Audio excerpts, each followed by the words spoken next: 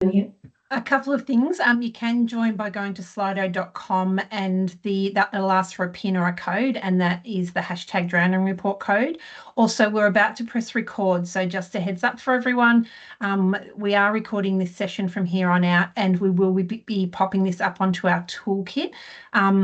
Also, now that we've still got quite a few people coming in, but now that we've sort of got a lot of people here, feel free to jump into the chat and say hello. We do love to see who's on board, and we've got, I think, maybe 10 or so LSV people online today who will be in the chat. So don't be shy, jump in the chat and say hi, let us know where you're from. But I'll hand it back to you, Hannah, and yeah, let us know in the chat too if you're having any issues with the Slido, but you should be able to scan the QR code and join. Just a bit of fun and a bit of engagement for everyone. Jacqui, I don't know if we can actually see in the count in the top right corner how many people have responded to that Slido. So we've had 10 of you so far, which is really great. Thank you. Don't know if we want to give it another seconds just to see. As a bit of a hint, I think we used these questions at the last ARV LSV conference earlier in the year. So if you were there, perhaps you've got a bit of an insight already. Maybe we flick over, Jacqui. Oh, we've had a couple. 0.24, so most of you got that right. So yes, that's correct. So 1.24 billion per year is the economic burden of fatal drowning in Australia each year. So thinking about this amount in the context of the health provisions and emergency service personnel and everything involved, it's quite a huge number. And I think when I first saw that, I found it quite confronting.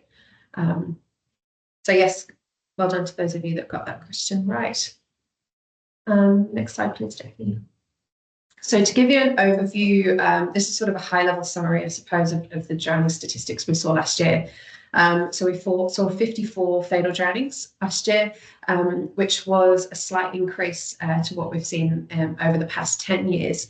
Over that last decade, while we have fluctuated up and down, I don't know if a few of you have attended these webinars in the past, we have sort of started to record around that 50 to 60 number of incidents in each year. So we are on a gradual incline at the moment, which is quite devastating to see. The rate that we have there is 0.79, which is the number of drownings per 100,000 population. And this is similar to what we did with COVID-19 reporting. It's sort of the rate of incidents. It's just a public health measure of impact. On top of that, we had 132 non-fatal drownings, and I'll go into these a bit later on. This rate was 1.94 per 100,000, so you can see there that it's quite a lot higher than fatalities. And this was a 20% increase on the 10-year average. So we are seeing jumps then in non-fatal drownings, and these numbers have been increasing year on year. Primarily, I think, because we're getting better at reporting and recording these cases, but regardless, these are becoming more frequent as well. In terms of the fatal drownings, we had 46 males and 8 females within that 54 group. This for males, it was an increase on the decade average, but we have seen quite a sizable reduction there among females. A few years ago, we did see a bit of a spike among female-related drownings, particularly in sort of bathtubs, home environments. Whereas this year we have seen that drop, which is a good sign, but still, we are seeing far too many people in both groups experiencing a drowning incident. This year we did see 10 young people aged 15 to 24-year-old drown, and this was double the 10-year average, and actually the most we've seen within this age group on record. You can see there it's an 89% increase on the 10-year average. So this was a really shocking and saddening statistic to see, and you will have seen, I think, probably a few reported in the media, particularly over summer, where we see most of these cases. And yeah, it's going to be a focus of our drowning report, and it's certainly a focus for us moving forward as well, because these really are horrendous incidents to see. Thanks, Jacqui. Next slide, please. So in terms of the age groups, as I mentioned there, the 15 to 24-year-olds last year did record 10 cases. But when we look at the most overrepresented group within the drowning statistics, it is once again the 25 to 44-year-old age bracket, most of these being males. They, in comparison to the 10-year average, which is the red column there, you can see that it's quite a sizable jump among the 25 to 44-year-olds. We did also see slightly higher among the 45 to 64-year-olds as well, and that over 65s, what has previously been a focus, and it's good to see that's coming down, but you can still see there that they are recording still quite high numbers of drowning incidents. So a continuing focus for us in that older demographic, particularly because there doesn't tend to be a focus on this age group and the drowning risk reported in the media, and there's perhaps a misconception that that age group don't necessarily are at risk of drowning. And the 0 to 14-year-olds, we saw 5 fatal drownings within that age group last year, and this is on par or slightly just below the 10-year average for that age group as well. Jacqui, did you want to add anything to that one as well? I just saw a question pop in the chat and I missed the whole of the question, but I think it's relative to this slide. So if one of the LSV staff who can see that can jump into the chat and read that question out for Hannah, that would be great, please. Another question is, was the 10-year average impacted lower by the COVID years? So in COVID-19, we actually saw, I think it was the 2021 to 2022, we actually saw the highest number of fatal drownings on record for Victoria. I think we had 64 cases. And so the 10-year average certainly is affected by that spike. I think for the non-fatal cases, we saw a bit of a reduction in those years, and that average will have been affected by that. So that's why we tend to look for the 10-year average in these rates and numbers, primarily so that we can get a good representation of trends over a period of time, rather than just consider spikes and peaks and troughs that we see when we do experience things like COVID-19, or for example, when there's swimming and water safety education is mandated in schools, for example, like these types of events and activities can impact the drowning statistics. But it's sort of why we use that 10-year average, but that's a good question and certainly was impacted. Hannah, I have another question, and it's probably partly my own interest. So coming out of aquatic facilities, for years there was a really high focus on that 65 plus age group. And with people living longer, you would think there'd be more people in that age group. What are the insights on, like, what's happening around the promotion to that age group that's lowering that number? So I think it's important here that this is a 1 year, and it doesn't necessarily indicate a trend. We are still seeing high numbers of people over the age of 65 drowning. They've got one of the higher drowning rates. So when you look at the proportion of age groups that are drowning, there's a higher proportion among the 65s and over than there are for other age groups. So I think I wouldn't necessarily be thinking that we've solved the problem of drowning among this age group. I think there are a number of factors associated with it, and we can't necessarily determine a cause and effect. However, I think there's been quite a big push, particularly from the focus that we've had on older adults, and the messaging that's come about in terms of educating about the risk. Is there more we can do in about the side effects of medication, for example? Certainly with that age group, we see drownings in and around the home environment, so backyard pools or bathtubs, associated sometimes with medical conditions, but ultimately it was a drowning incident that may have been the cause of death. So I think awareness raising within that age group is really key, and also of the families of those people too, and for them to understand there is a risk to that age group, and to be mindful when they are doing their activities that they may have lesser ability than they previously had, or perhaps to recognise the physical limitations that they may be experiencing, and that type of thing is a really important thing to promote. Thank you. So a few other key facts from this year for people and populations. So we did, again, you'll have seen some horrendous media reporting of the incidents that happened over the summer involving people from multicultural backgrounds. We saw 39% of cases, so 21 fatal drownings, involved somebody from a culturally and linguistically diverse background. This is the highest that we've seen in over 20 years among these groups, and is a real tragic reminder that there's still so much to do to address drowning within these communities. Some overrepresented communities for interest are people from Indian backgrounds. And I think in Australia, we've seen Nepalese and Vietnamese as well start to become overrepresented. So when we're considering the types of language or information or cultural considerations to be made when we're doing drowning prevention messaging and promotion, it's these kind of communities that we really need to be targeting. And if you're interested further or would like further information and breakdowns on that, we're more than happy to provide that. So please do get in touch with us.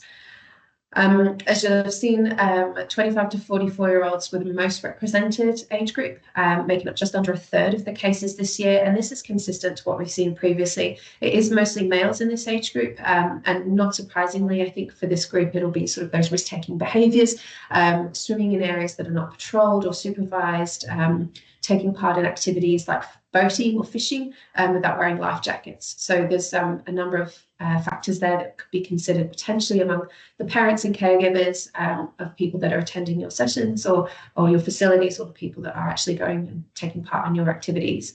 15 to 24-year-olds did have the highest drowning rate, as I mentioned again, and we have had a reduction in female drownings this year, which I think it's hard to pinpoint as to why, but I think when we look at a bigger environmental scan of the current situation, you're going through a cost of living crisis at the moment, there's less disposable income, so therefore people may not be participating in different activities, they may be staying more local rather than going to more unfamiliar waterways, which we know to be a risk for drowning. So there's a multitude of different things that may be contributing to these sort of differences to the 10-year averages. But yeah, there's lots of different factors that can contribute to drowning risk. Thank you, Jacqui. So this graph essentially shows the drowning rate, which I mentioned before, for our fatal drownings, which is that bottom line in pink, the paramedic attendance, which is where we get our 132 non-fatal drownings from. So that's from Ambulance Victoria. And then we also obtain non-fatal drowning information from the Victorian Injury Surveillance Unit out of Monash University. And that captures information from hospital admissions and emergency department presentations in Victorian hospitals, which is incredible data to have. These lines essentially show all of the different parts that drowning, all the different areas of drowning, and shows that it's not just the fatal drownings that we need to notice, it's actually all 4 of these components that are demonstrating the drowning risk. There is a bit of an overlap here, particularly within hospital admissions and emergency department presentations, but I think just shows that the fatal drowning really is the tip of the iceberg when we come to talking about the full spectrum of drowning.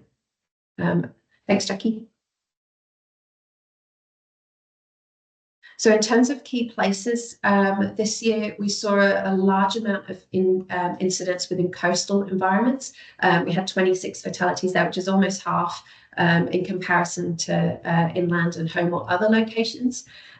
This is quite a jump. I think it's maybe a 50% increase on the 10-year average for coastal areas.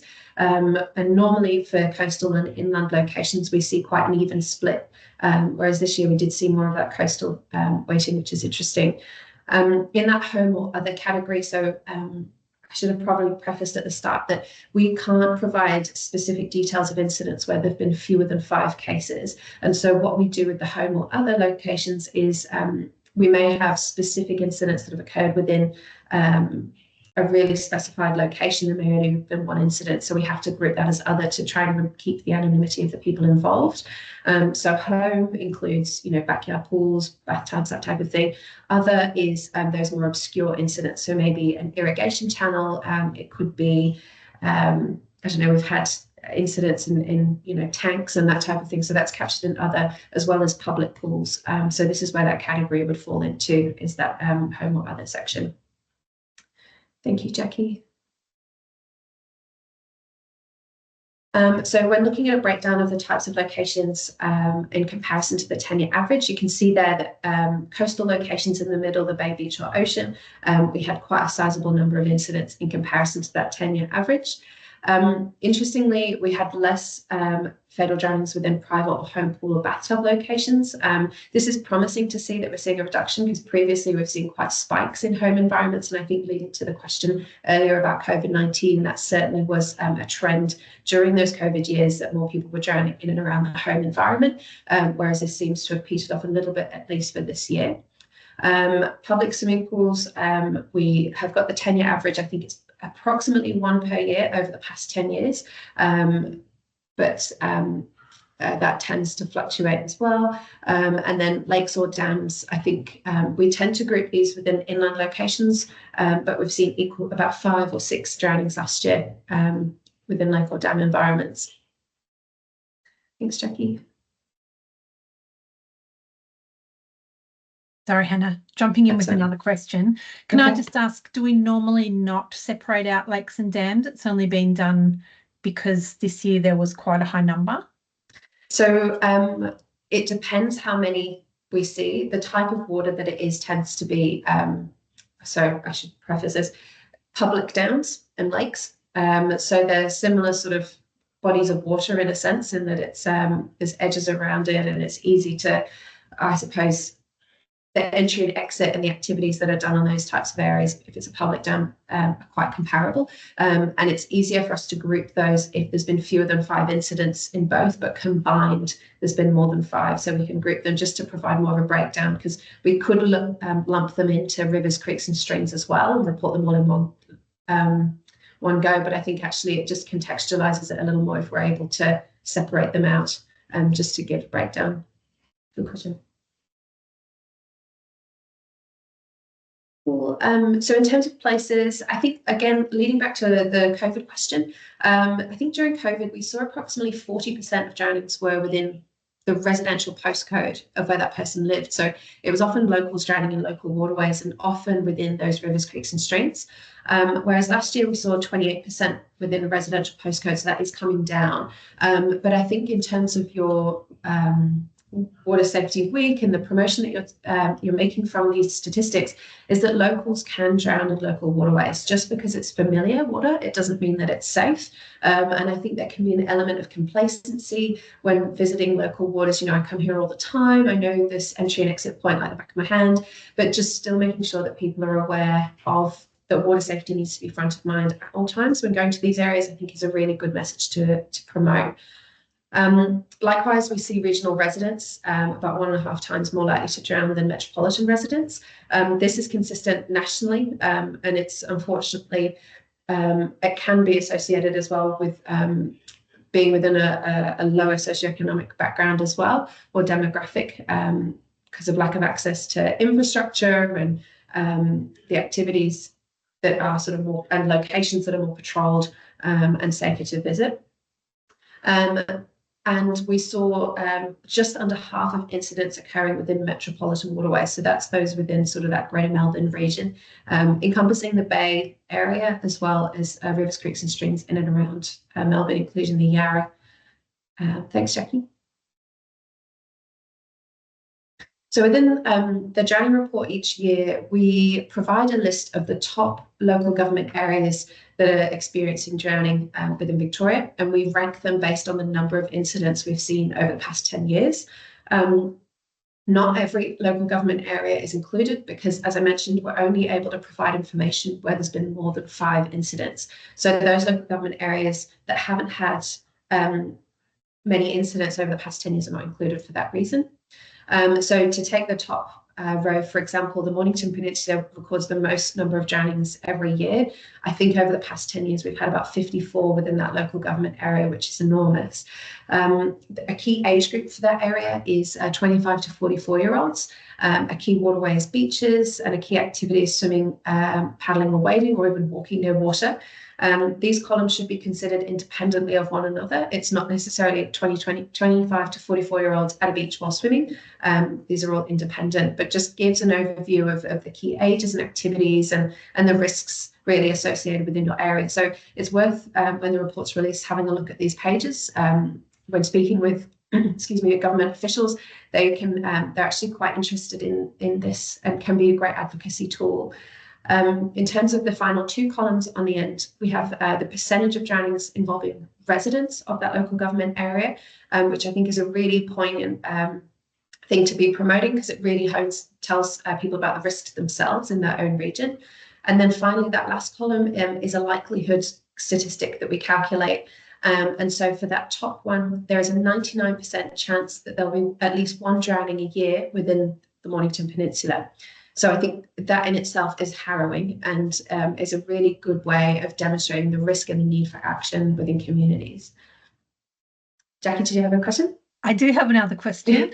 We might also stop just for a second, and I haven't been able to check the chat, but if there's any questions in the chat, we'll get Nikki or Bree to jump on with those. But my question is, and you brushed over it really quickly, but just to clarify, if people get the drowning, have a look at the drowning report this year and their council's not on the list, does that mean there's been five or less drownings within their LGA in the last 10 years? Correct. Yes, there's been less than 5. So if there's been 5 or more, we're able to provide information on it to some extent. But however, if there's less than that, we can't provide that information. But we may be able to expand it out to a bigger region so that we can get an overview, I suppose, of that particular area. The main reason for that is to keep the anonymity and the confidentiality of the people involved, for privacy reasons and data protection from that perspective. So it's more of an ethical thing there. And is the less than 5 residents that may have drowned in another LGA and within their LGA? So what's the less than 5 based on? So it's less than 5 incidents within that local government area. Okay.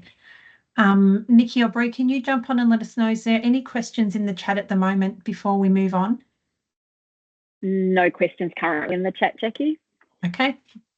Give me a second and I'll move us forward.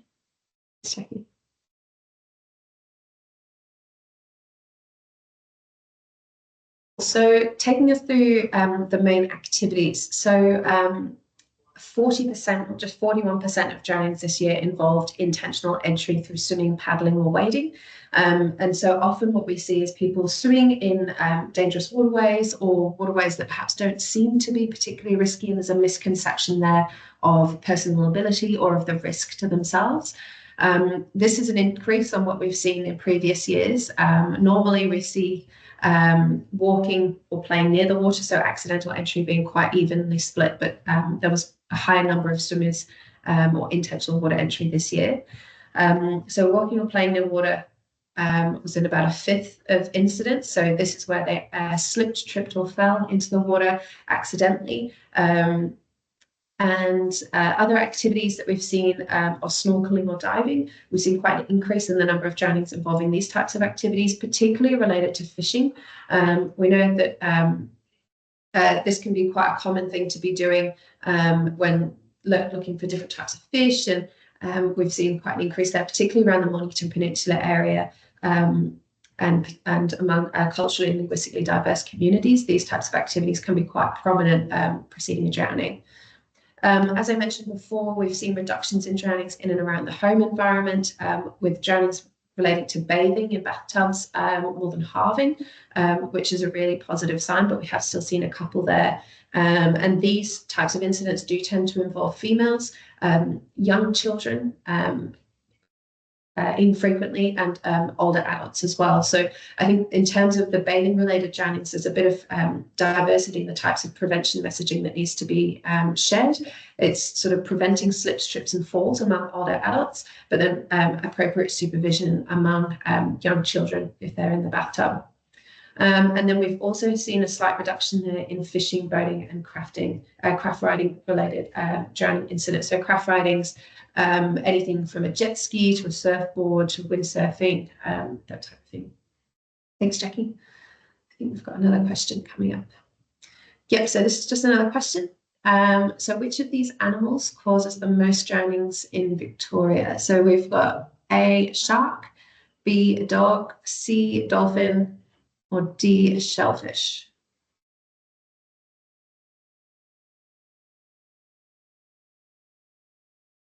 Hoping people can still access. Oh yeah, we've still got a few through that. So for people that came in late and didn't get to get the instructions for the first Slido that we ran earlier in the webinar, grab your phones out, scan the QR code, and that should get you straight through to this Slido poll.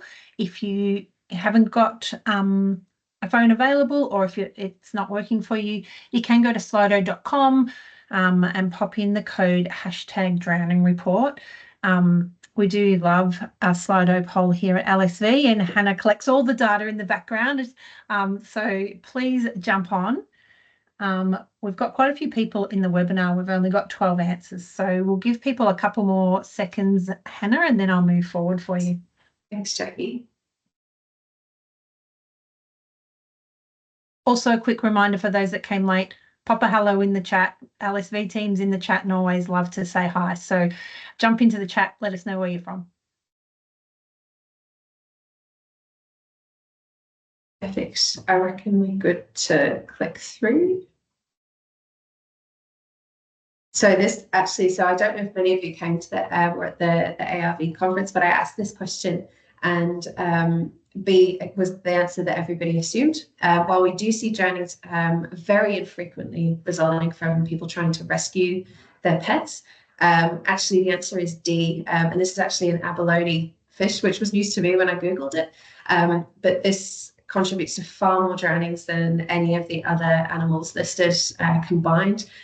Sharks, I don't think we've had a shark-related drowning in Victoria for over 40 years, so or even shark-related death in Victoria. So, yep, the answer is D, abalone.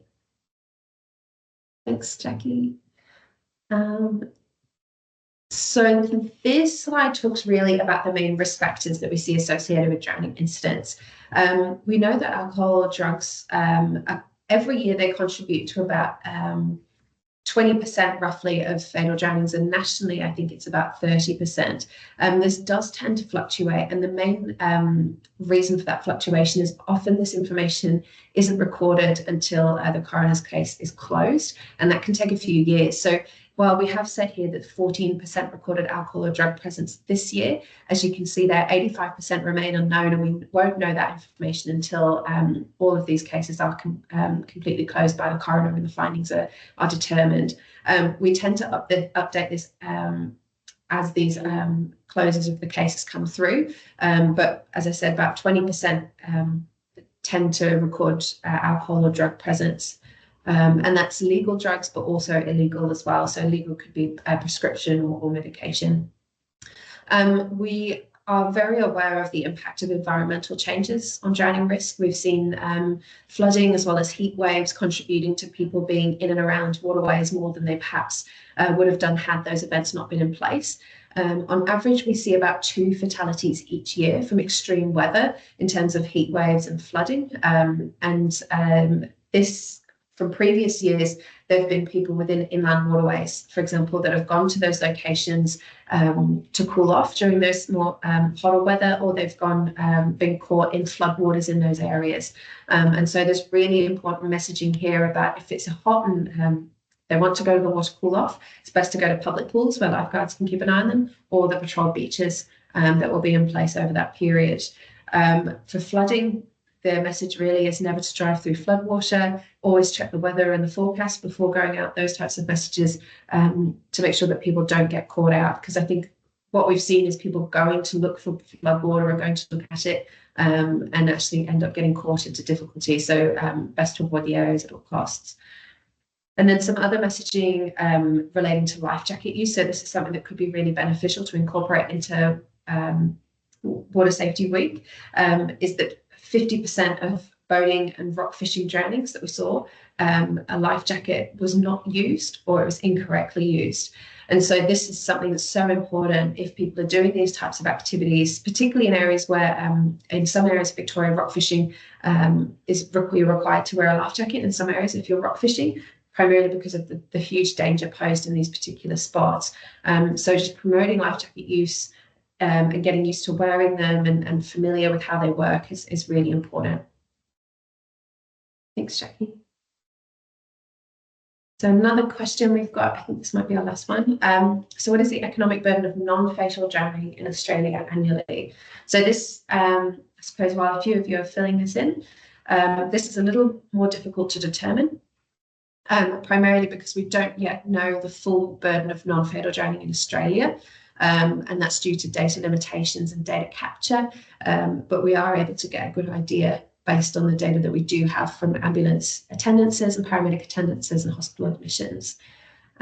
So I'll move we've got a few people filling it in now, which is great. So I'll be interested to see what the results are.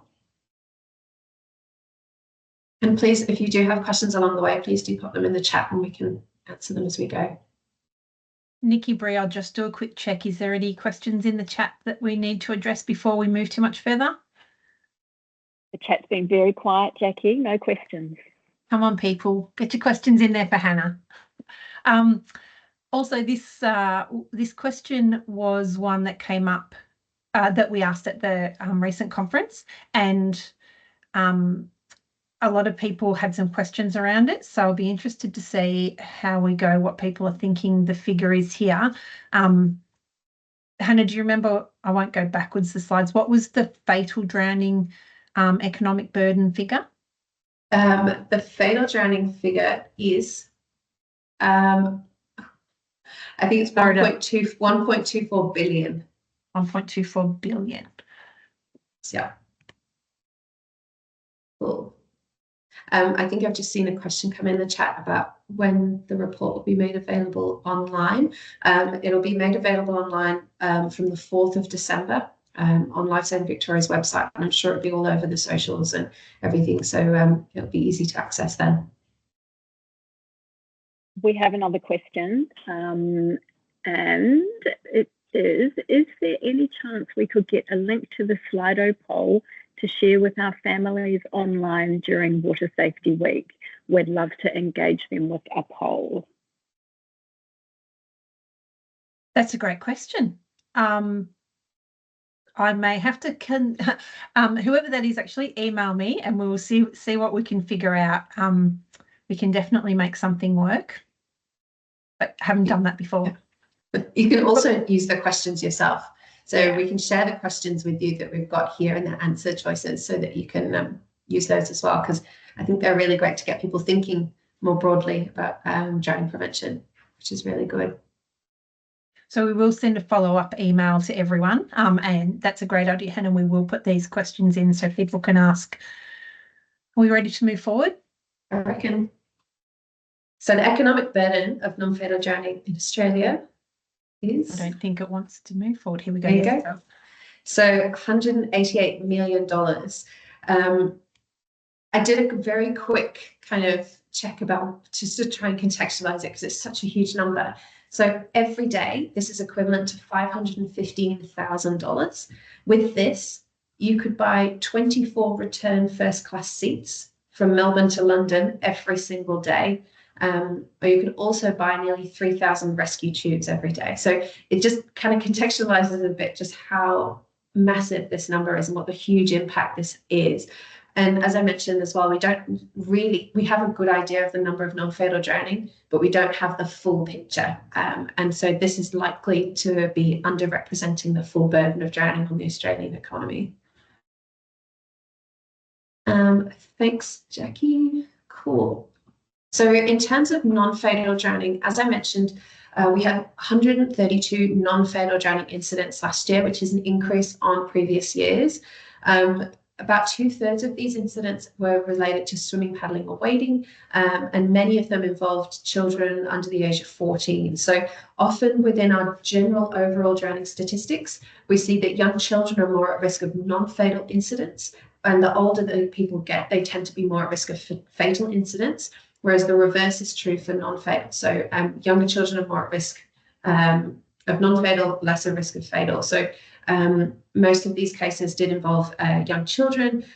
Many incidents occurred within coastal settings and home environments and public pools. So the home environments include like backyard pools, as I mentioned before, home ponds as well. We've had incidents in eskies. So it's all these really perhaps obscure locations that people don't necessarily think are drowning risks, but can pose a threat. And I think a lot of the messaging we have is making sure that sinks are emptied after they're used. If there's melted ice in an esky, that needs to be emptied so that it doesn't pose a risk. Even pet water bowls can be a risk of drowning, particularly for very young children. So it's sort of thinking about all the different vessels and bodies of water in and around the home environment that could pose a bit of a risk, particularly, like I said, for those young children. I think when a child turns 1, their risk of drowning doubles. There was some latest research that's come out from Royal Lifesaving through the Keep Watch campaign at the start of this week. And there's been quite a lot of messaging promoted around Keep Watch and keeping young children safe. And so I think making parents and caregivers aware that once a child becomes more mobile, of course, they do become at risk of drowning as well as for other injuries. So that's a really important message to be sharing. So that's sort of a general snapshot of non-fatal incidents. You happy to move on, Jacqui, unless there's any other questions? We might actually pause there for a minute before we move on to some actions that swim schools can incorporate, and give people a minute to pop questions in the chat. Hannah will still be online for the rest of the webinar, but I'll be leading the next few slides. So if you've got your questions, pop them in now for Hannah, or if we're going through the next few slides and you think of something that you'd like some more information on, pop it in the chat and we will get Hannah to answer, or we will take it offline and get back to you with some information if we don't have it on hand. I noticed Nikki's just popped the report to the link to the coroner's reports in our chat. They are individualised reports and we take recommendations out of those. Just be aware that if you do read those, they can be quite confronting and probably should be gone into on a day when you've got some space around you to take a breath and have a look at them before you share that link to anybody to make sure that you're sharing that appropriately. They are quite detailed, but they do have some information in them that might be surprising to what the information that you would normally get. And while we monitor our audience and we know that people that jump on the webinars from swim schools are a bit more resilient than general public for the stats and things that we share. Hannah always checks in and says, who's the audience? What can we sort of talk about? Those coroner's reports are fairly in depth. So probably have a look before you go sharing that link too far. Nikki, can I just check, do we have any more questions or anything in the chat before we move on? No further questions, Jacqui. Perfect. All right. Well, thank you so much, Hannah. Again, pop your questions in the chat if you've got questions for Hannah. Otherwise, time's going very fast, but we will, in the next 15 minutes or so, we'll try and get 10, so we've got some time for questions at the end. We're just going to have a quick look at what the stats that Hannah has put together for us. How do they translate into what you can do in swim schools? So I will preface by saying we are sending out quite a bit of information next week on Water Safety Week, which is the first week of December, heading into summer. Great time, whether you call it Water Safety Week or whether you put a nice umbrella over it so you don't scare your parents off, because we know some of them don't love a Water Safety Week traditionally. We're trying to look at actions from our data and actions that are outside a normal water safety activity that we're hoping you do in your lessons every week. So moving forward, in aquatic facilities and swim schools, these messages that I'm about to show you now are in our drowning report. So these are coming straight from there. And then we've got a few messages later on and activities beyond that, but these ones are straight from our drowning report. So the drowning report is recommending swim schools display key information from the drowning report. Anyone that's familiar with previous year drowning reports, you will notice a new addition this year, and it's a double page step-by-step of things that families can do before they go to a waterway. And it has things like check the weather, check with locals about the area if you don't know it. So it's a really great step-by-step display that you can give your families, and they can pop it up on their fridge or keep it digitally on their phone or whatever, so that they know what they should be doing. Excuse me. We've got some apps that they can go on to check what's happening with the beaches around Melbourne and Victoria. So that'll be a really great resource for swim schools to be able to pick up once the drowning report comes out. We're keen for facilities to share the drowning report or information from today with staff further than those that are involved with your swim school. Get everybody on board. We often get information back from swim schools and they say parents don't actually bring their children to Water Safety Week because they think it's a waste of time. If you share information across all your staff and they're all armed and ready to talk about the value of incorporating water safety activities into programs, it's just that extra step. It's an extra person to try and sell the messaging. So make sure all your staff are on board and you haven't got any going, oh, I don't know why we don't do it. There's some really important stats in there, and like the money one is a real eye-opener straight up. So yeah, find some key messages for all your staff to be sharing. Hannah touched on how many people are drowning within their local waterways, and it varies by council, but have a think about your local waterways and the activities that you're running. See if you can directly relate them back to whatever's in your vicinity within 5 k's of your centre. Map out what's in your vicinity and then actually upskill your teachers so they can talk about the activities that they're doing and directly link them with your local waterways.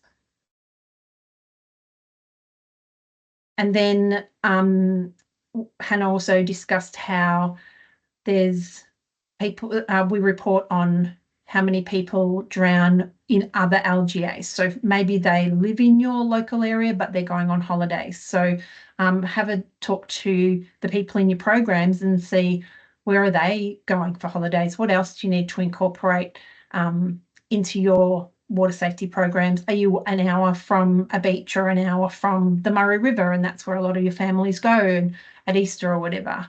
Can you incorporate the majority of where people are going into your program as well? So we've had a look for Water Safety Week through the Play It Safe by the Water Committee at all of the organisations that are involved in that, and tried to broaden out our thinking beyond the traditional hop in a jacket and just jump in the water. So this year, I'd really encourage you to think about the activities that students can do beyond your pool, and then incorporate water safety activities directly related to those into your program. So parents can see the purpose behind the activity rather than just think it's a fun day with some fun games, or their kids just get to put a jacket on and jump into the water. So a couple of things that we've looked at is some fishing activities. So all of the organisations on Play It Safe have some wonderful resources, but just if you look at how you can incorporate some activities related back to fishing into your program, you can look at talking about if you're fishing and you fall in, what do you do? What do you wear when you go fishing? How do you signal for help if you fall in? How do you swim in waves? All the sort of things that you can relate directly back to fishing and relate it back to them, potentially parents, so that they can see the purpose behind those activities. Hannah mentioned that snorkeling, the drowning rate for snorkeling has increased over the last few years. So ideally, you would want to be able to run snorkeling. Not very practical in your pool, but you can talk about snorkeling in that activity and do some activities like swimming through the waves with their face down, which often you do swimming through the waves, but the students have their eyes up. See if you can encourage them to do it with their face down to get used to that swimming in moving water. Recognise items on the bottom of the pool. Practicing things like treading water while they would normally be moving their goggles. If they've got their normal swimming goggles, they could tread water while they move them on or off, and do some buddy swimming, which could be a whole heap of games and things like that. But all of those relate back to snorkeling. And if you can, again, put that purpose to parents, saying, or students who can take it back to parents, here's some activities we did today that we can make a safe one with snorkeling. Another one for boating. Hannah again talked about life jackets and was pretty keen for us to talk today about the importance of life jackets, getting people to put them on, take them off themselves. Again, if they fall in and they don't have a jacket on, how do they swim while at least holding onto a jacket? Often entries into water with life jackets on is a pin drop or a step-in entry or something like that. If your students are falling out of boats or off paddle boards or things, they're probably not going to fall in feet first, holding their nose and doing a safe entry. So think about the different ways that they can enter the water still safely while they're wearing a jacket, and really hone in the importance of wearing a jacket, whatever they're doing, not just when they're boating, but if they're paddleboarding, if they're kayaking, if they're snorkeling and they aren't confident, pop a jacket on. A couple more activities. I didn't fill these out completely. These were just a couple more that came up throughout discussions. Was practice swimming at the beach, lake or river. So sculling and safe entries are really easy ones. This can be part of the discussion when the teachers are talking to students about where do you go on your holidays. They can easily link that back to, okay, if you're swimming in a river, you wouldn't swim headfirst under the water and that sort of thing. So trying to get back to parents that if you're going to a waterway, it's not the pool. They need to learn other skills outside of freestyle to make sure they're safe and having fun at open waterways. Surfing and paddleboarding, again, those accidental falls aren't a pin drop into the water. They're often falling in all sorts of ways. So if you want to talk purpose back to parents, talk about accidental falls, climbing back up onto the boards, never going out alone, letting people know where you're going and how long you're going to be, and checking the weather conditions was one that also came up across quite a few of these, checking the weather conditions before they go out and do these sorts of activities. So beyond your students, I'd love to really encourage you to think about how can you influence people within your circle of influence. How can you get those 15 to 24-year-olds, 25 to 44, 45 to 64 and 65 plus? Where are they in your facilities or in your LGAs that you can actually get access to them and share these messages with them? The 25 to 44 that Hannah said was the highest rate of drowning this year. You would think they're probably the parents that are coming in the door with your students. So how can you get to them and share some messaging with them? Can you get them involved in the activities that you're running? Can you get them to at least come and help put life jackets on or talk about the importance of life jackets before you get in the pool? I'd really encourage you to try and use your influence to get to beyond your students this year for Water Safety Week and for your summer messaging in general.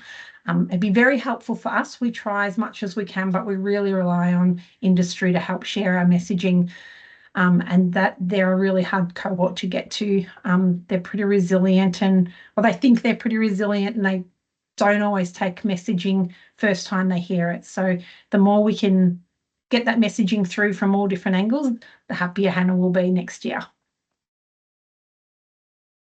So the messaging to parents and caregivers from the drowning report this year is the top one: enrol your child in swimming lessons. These are a little bit abbreviated from the drowning report, but our first recommendation going out to parents and caregivers is to enrol their students in swimming lessons. We're encouraging them to discuss water safety with other parents and caregivers. There's been scenarios where many scenarios where someone thinks someone else is looking after their child or has eyes on all the kids, and no one does. So we'd love to encourage parents to talk with other parents and say, okay, whose responsibility is this today or for the next 30 minutes or whatever, and hand responsibility over. We also want parents, obviously, to discuss water safety risks and safe behaviours with their child. You may need to upskill parents to be able to have these discussions. So if you've got some resources that you can share with parents on how to discuss these things, we've got some resources as well on our toolkit. But yeah, if you can upskill your parents, they're going to be better equipped to have those discussions with their children. And we're encouraging parents to share the drowning report with their child's school and advocate for water safety lessons at school. This is also one that, as I was popping it in, Hannah had shared it with me. I think this is a really good one for swim schools to actually do too, is to share the drowning report with schools and with your councils and say, here's what's happening. Why are you not coming? Why are you not bringing your students to swimming lessons, or why are you not supporting us more, or whatever you need to do? So that's the messaging coming out of the drowning report. They're the activities that we'd love to encourage you. I'd really love to get you to think outside the box and do many more than that. That was just a bit of a starting point for us. We've also put some effort this year into putting together some resources that will come out in a newsletter. We're hoping next week. If you don't get our newsletters, Nikki will pop the link in, subscribe so we can get these out to you. We've got a number of resources that we've developed that will come out in a newsletter. However, we do have some links for you, especially today. We've got our hurry on and pop them up on our own SharePoint that we're sharing straight to everyone in the webinar today. There will be more resources than this coming out in next week's newsletter, but these are just a few things that you can easily print out. We do have the answers, so if you're not really good at a word search, you don't have to be. The ones we'll send out next week do have the answers. Actually, I think the ones that Nikki's putting the link for in the chat also have the answers. But we do encourage you just to have these around. If students can't make it to swimming lessons, potentially email them out yourself. They're free. They're available for anyone and everyone to use. Rochelle, I'm okay with the word search. It's the crosswords that I'm not so great at. We have got a couple of those too. So yeah, answers are there. So I'm hoping Nikki has put the link to the toolkit in the chat. If she hasn't, she will. We've got so many resources on there that we've been adding on for years now. So if these aren't quite what you're looking for, I would encourage you to jump into our toolkit, have a look, use whatever you want. There's so much there. There's so much there that we're actually building a new toolkit in the coming years to sort it all out and make it a little easier to use. But if you've got 10 minutes, have a look through, see what else you can use. Don't remake something if it's already been made. So, yeah, I'm going to keep moving because we've got 2 minutes. I'd really love everybody to be able to share really quickly anything that your swim school's done that you'd like to share with everybody. It's really hard sometimes when you've been doing Water Safety Week for a number of years to come up with some new ideas. So if anyone's happy to share a new idea, something they've done in previous years that worked really well, jump in now, share it. I'll keep this up for a minute, but we will leave the Slido poll open. So if you want to come back in later on and put something in, and we'll forward the ideas through with our follow-up email, that would be really great. While I've got this up, I will also double check and see if we've got any questions come up in the chat. Nikki's so busy chatting in the chat, she can't let me know. Nikki, have we got any questions, or Bree, have we got any questions in the chat? There was only one question to do with allocating PD hours for this webinar. So I just mentioned that they will be emailed to you at the end of the webinar. You'll receive a certificate that states you've attended. Anything to add, Jacqui? It may not be right at the end of the webinar, but we will get it to you. Hannah, I'm going to finish up in a second. Is there anything else that you wanted to discuss before we go? We've just hit 2 o'clock, so I knew we were going to run out of time. Well, it just goes so quick. Is there anything else you want to add before we head off? No, I think just to say, if you do have questions or if you need specific statistics or information related to your area or council or local government area, please do let us know, and we're happy to provide information where possible. And if you need assistance in understanding the risk in your region so that you can really tailor your lessons or whatever you're delivering, then please, we're here to help. Perfect. Nikki's just popped a link in for survey for feedback. Again, this goes to Hannah. She's the data queen at LSV, and she loves it. The more feedback we get, the better. So if we will send that out in an email as well, but we'd love to hear your feedback on these webinars. We are planning for 2025. So if anyone would like any information, if anyone would like to share any requests for PD for next year, you can use that link. It goes to Hannah and she'll share it back to us. But for now, if there's no more questions in the chat, we're going to end our webinar. Thank you everyone for taking time out of your day. I know it's a really crazy time of the year. I appreciate that you've all stayed on for the whole hour, and we will see you at the next one. Thanks everyone.